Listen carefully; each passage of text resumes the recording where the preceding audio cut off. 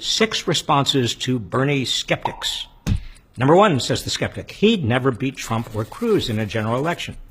Well, that's wrong. According to the latest polls, Bernie is the strongest Democratic candidate in the general election, defeating both Donald Trump and Ted Cruz in hypothetical matchups. The latest Real Clear Politics averages of all polls shows Bernie beating Trump by a larger margin than Hillary Clinton beats Trump, and Bernie beating Cruz while Hillary loses to Cruz. Number 2, he couldn't get any of his ideas implemented because Congress would reject them.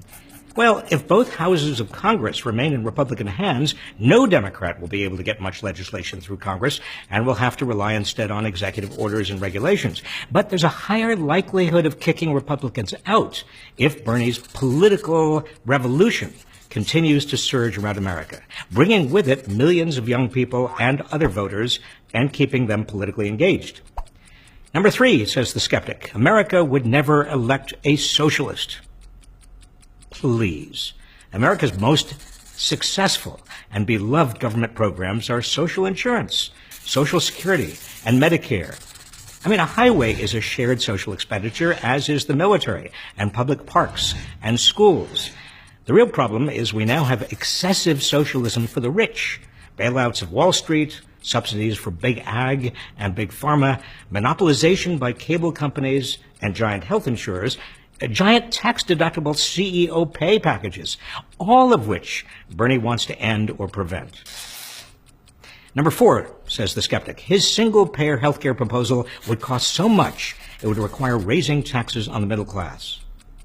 This is a duplicitous argument. Single-payer systems in other rich nations have proven cheaper than private for-profit health insurers because they don't spend huge sums on advertising and marketing, executive pay, and billing. So even if the Sanders single-payer plan did require some higher taxes, Americans would still come out way ahead because they'd save far more than that on health insurance. Number 5. His plan for paying for college with a tax on Wall Street trades would mean colleges would be run by government rules. Baloney. 3/4 of college students today already attend public universities, financed largely by state governments, and they're not run by government rules. The real problem is too many young people still can't afford a college education. The move toward free public higher education that began years ago and extended into the 1960s came to an abrupt stop in the 1980s. We must restart it. Number 6, he's too old. Well, that's untrue. He's in great health. Have you seen how agile and forceful he is as he campaigns around the country? These days, 70s are the new 60s. He's younger than 4 of the 9 Supreme Court justices. In any event, the issue is not age, it's having the right values. Franklin D. Roosevelt was paralyzed. John F. Kennedy had Addison's and Crohn's diseases. But they were great presidents because they fought adamantly for social and economic justice.